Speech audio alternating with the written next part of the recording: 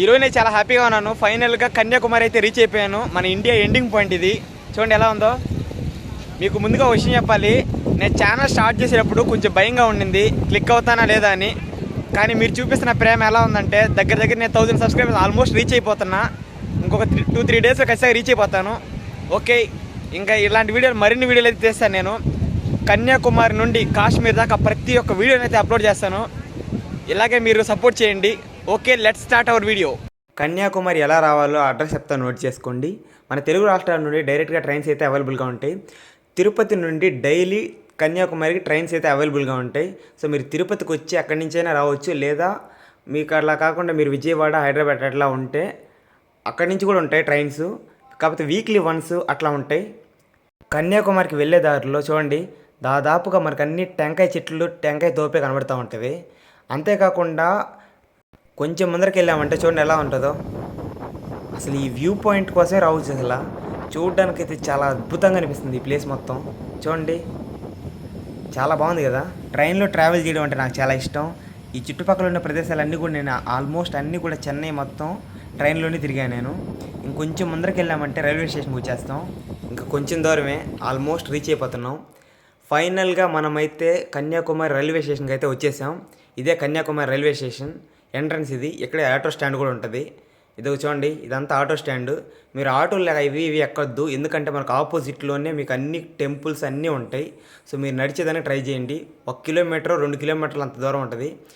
ఆ railway station నుండి డైరెక్ట్గా వచ్చారంటే స్ట్రైట్గా రోడ్డు వస్తుంది. కొంచెం ముందరికి వెళ్ళామంటే ఆ రైట్ సైడ్ ఒక దారి, లెఫ్ట్ సైడ్ ఒక దారి వస్తుంది.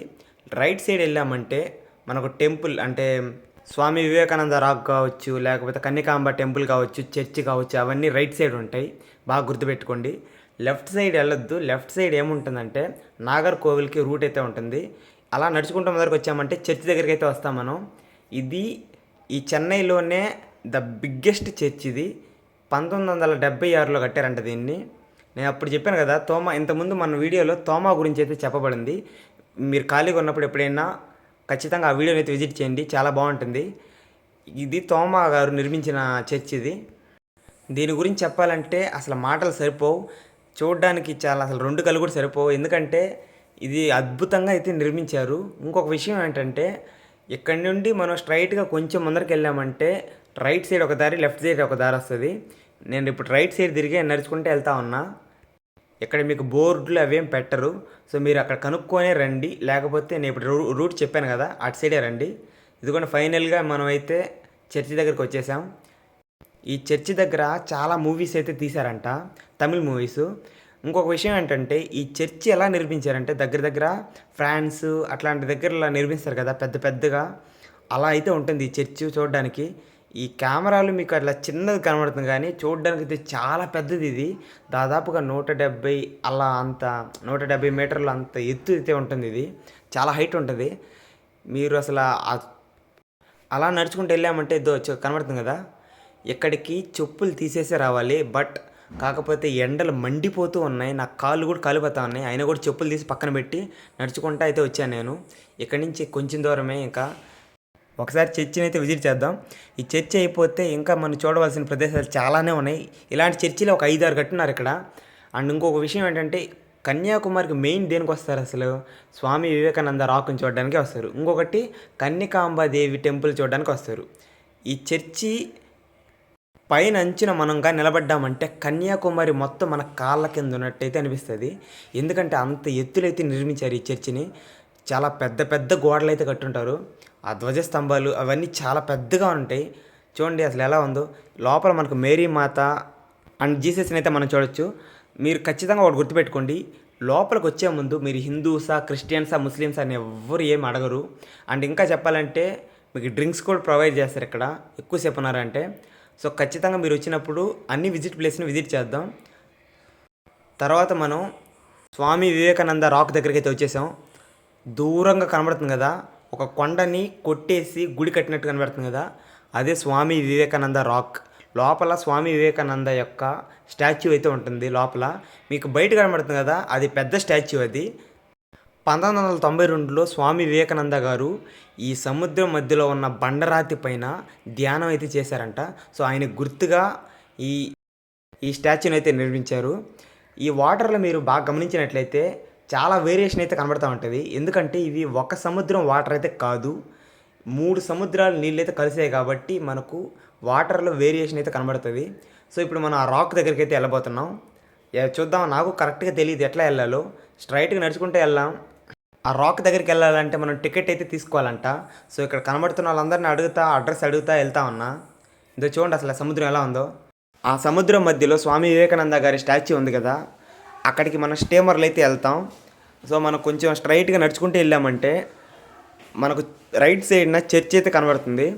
కన్యాకుమారిలో విజిటింగ్ ప్లేసెస్ అని సెర్చ్ చేయగలనే ఇది 2దో 3దో ఖచ్చితంగా ఉంటుంది. ఎందుకంటే ఇది చాలా బాగుంటుంది చర్చ్. ఇది చూడడానికి ఈ చుట్టుపక్కల సముద్రాలన్నీ కూడా 3 సముద్రాలు కలిసి ఉన్నాయని చెప్పాను కదా.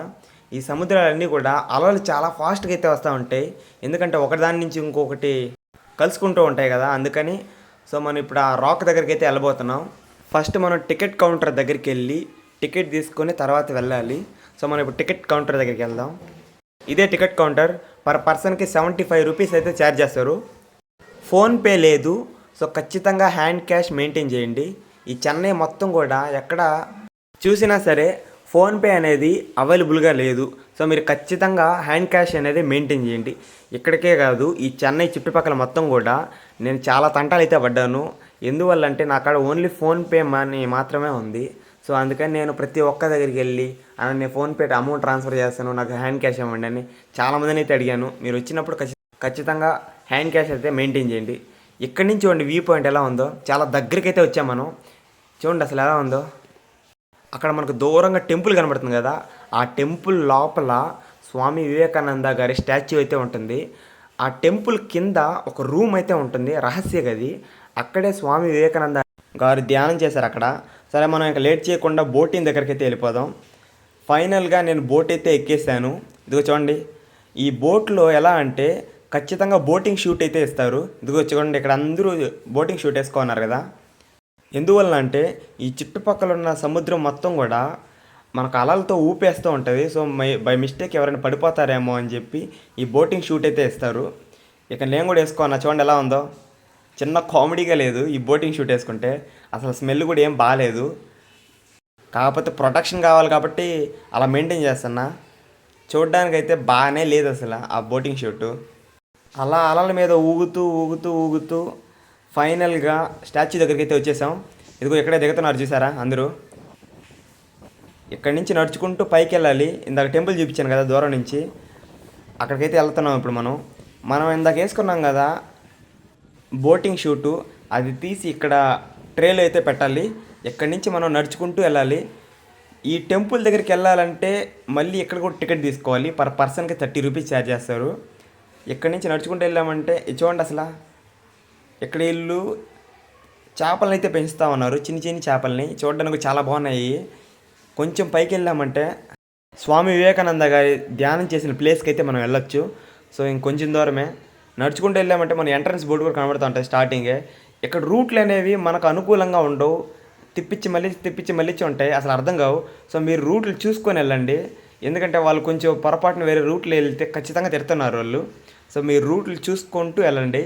స్లిప్పర్స్ అయితే ఇక్కడ ఇడ్చేసి ఇంకా వెళ్ళిపోదాం. ఫైనల్గా నేను టెంపుల్ దగ్గరికి అయితే వచ్చేసాను. చూడండి ఎలా ఉందో. ఈ చుట్టుపక్కల మొత్తం కూడా ఒక రాక్ పైన అయితే ఈ గుడిని నిర్మించారు. ఈ టెంపుల్ చూడడానికైతే చాలా బాగుంటుంది. ఇక్కడ విజువల్స్ అయితే అసలు కిల్లింగ్. అసలు మన చుట్టుపక్కల సముద్రం ఉండి మధ్యలో కొండ ఉండి దానిపైన గుడి కడితే అసలు మాటలు చెప్పలేం దాన్ని. ఇక లేట్ చేయకుండా లోపలికైతే వెళ్ళిపోదాం మనం. ఇక్కడ చూడొచ్చు మీరు చుట్టుపక్కల మొత్తం కూడా అందరూ కెమెరాలు అయితే తెచ్చుకున్నారు. సో మీరు ఖచ్చితంగా కెమెరా తెచ్చుకోవడానికి ట్రై చేయండి. ఎందుకంటే ఇలాంటి వండర్ఫుల్ మూమెంట్స్ మనకు మళ్ళీ రావు. సో మీరు ఖచ్చితంగా కెమెరా అయితే మెయింటైన్ చేయండి. నేను ఎక్కడి నుంచి వచ్చానో ఒకసారి చూపిస్తాను అండి. అదిగోండి దూరం కనబడుతుంది కదా, అక్కడి నుంచి అయితే ఇక్కడికి వచ్చాను. చాలా బాగుంది అసలు. అదో అక్కడ కనబడుతున్న స్టీమర్లో వాటి నుంచి అయితే వచ్చాను. స్వామి వివేకానంద గారి స్టాచ్యూ ఇది. ఇక్కడ కెమెరా అయితే అలో లేదు. నేను చిన్న బిట్లుగా అయితే తీశాను. ఇక గుడి వెనక్కి అయితే వెళ్ళిపోదాం మనం. ఈ చుట్టుపక్కల మొత్తం కూడా గుడి వెనకాల అయితే చాలా బాగుంటుంది. ఎందుకంటే 3 సముద్రాలు కలుస్తూ ఆ వాటరు, ఆ వేరియేషన్ తెలుస్తా, అలలు, ఆ గాలి చాలా బాగుంటుంది చూడడానికైతే. అదిరిపోద్ది అసలు ఆ వ్యూ పాయింట్. ఇది ఈ గుడి చూడండి ఎలా ఉందో. స్వామి వివేకానంద గారికి ఎంతో ప్రియంగా కట్టించారు ఈ గుడిని. చూడండి ఎలా ఉందో. ఈ చుట్టుపక్కల మొత్తం కూడా వాతావరణం చాలా కూల్గా ఉంటుంది. అసలు భలే అనిపిస్తుంది. ఎందుకంటే అలల శబ్దానికి అది చూడండి, అక్కడ చేపలు పట్టేదానికి జాలర్లు కూడా వెళ్ళున్నారు. మీకు ఇక్కడ చూడండి వాటర్ వేరియేషన్ అయితే తెలుస్తూ ఉంటుంది. ఇక్కడ ఒక వాటర్ కలర్ ఉంటుంది, అక్కడ ఒక కలర్ ఉంటుంది. చాలా వేరియేషన్ అయితే అనిపిస్తుంది. స్వామి వివేకానంద గారు అప్పట్లోనే ఇక్కడికి అంటే ఇది మామూలుగా గుడి అయితే కాదు, ఇంతకుముందు పెద్ద బండరాయి ఇది. ఈ బండరాయి పైన ధ్యానం చేసేవారు. స్వామి వివేకానంద గారి ధ్యానం చేసిన ప్లేస్కి అయితే వెళ్ళబోతున్నాం. లోపలికి వెళ్ళామంటే చాలా ప్రశాంతంగా ఉంటుంది. ఓం అనే పదం ఖచ్చితంగా వినబడుతూ ఉంటుంది. 24/7 ఓం అనే పదం వినబడుతుంది. అక్కడే కాసేపు కూర్చొని ఇక బయటికైతే వెళ్ళాను నేను. ఈ చుట్టుపక్కల మొత్తాన్ని ఒకసారి పరిశీలించి చూద్దాం రండి. ఇక్కడ చూసినట్లయితే మీరు అక్కడ మీకు ఎదురుగ్గా రాక్ అయితే కనబడుతుంది కదా, దానికి వరకే బ్లూ కలర్ పెయింట్ అయితే వేసి ఉంటారు. అది ఫస్ట్లో నాకు అర్థం కాలేదు ఎందుకు వేసారా అని. స్వామి వివేకానంద గారికి ఇష్టమైన రాక్ అంటది, అందుకనే దానికి బ్లూ కలర్ పెయింట్ అయితే వేశారు. సో మీరు దాని మీద ఎక్కడం కానీ నడవడం కానీ అయితే చేయకూడదు. చూడండి ఎలా ఉందో. ఆ చుట్టుపక్కల నిలబడి ఫోటోలు తీసుకుంటా ఉన్నారు కదా, ఆ బ్లూ కలర్ రాక్ మీద అదే అది. ఎదురుగా చిన్న మండపం కనబడుతుంది కదా, ఈ చుట్టుపక్కల మొత్తం కూడా చిన్ని చిన్ని చేపలు అయితే పెంచుతూ ఉంటారు. తర్వాత మనం గాంధీ గారి యొక్క మెమోరియల్ దగ్గరికి అయితే వచ్చేసాం. అక్కడ కనబడుతుంది కదా, అది ఉప్పు సత్యాగ్రహం యొక్క సింబల్. అది లోపల గాంధీ గారి యొక్క అస్థికలను అయితే పెట్టారంట. దాని గుర్తుగా ఆ చుట్టుపక్కల మొత్తం కూడా ఒక పిల్లర్ అయితే లేపుంటారు. అది చూడడానికి అయితే చాలా బాగుంటుంది. అందుకే ఈ ప్లేస్కి అయితే వచ్చాను నేను. అసలు ఈ గుడి చూడండి, చాలా కొంచెం డిఫరెంట్గా అయితే నిర్మించారు. చూడడానికి అయితే చాలా బాగుంటుంది. దీనినే ఇక్కడ గాంధీజీ స్మారక మండపం అని పిలుస్తారు. సరిగ్గా అక్టోబర్ 2 మధ్యాహ్నం 12 గంటలకు అంటే ఆ సమయంలో సూర్యుని కిరణాలు ఆ అస్థికల పైన పడే విధంగా అయితే నిర్మించారు ఈ గుడిని. ఈ గుడి పైకి అయితే వెళ్ళబోతున్నాను నేను. చూడండి ఎలా ఉందో. సారీ, ఇది గుడి కాదు, మామూలుగా చెప్పాలంటే గాంధీజీ మెమోరియల్స్ అయితే చూడొచ్చు మనం. ఆయన ఫోటోలు అయితే ఈ చుట్టుపక్కల మొత్తం పెట్టి ఉంటారు. మన చుట్టుపక్కల మొత్తం గాంధీజీ ఫోటోలు అయితే ఉంటాయి. ఎదురుగా గాంధీజీ విగ్రహం అయితే ఉంటుంది. అక్కడ కనబడుతుంది కదా ఎదురుగా. అది ఇదే మహాత్మా గాంధీ యొక్క అస్థికలు పెట్టిన స్థలం ఇది.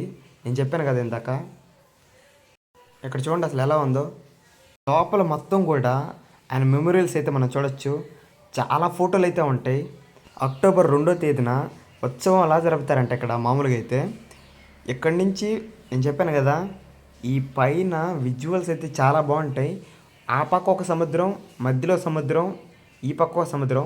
కన్యాకుమారిలో మనం ఏ డ్రెస్ చూసుకున్నా 200, 100 రూపాయలు చాలా చీప్గా అయితే వస్తాయి.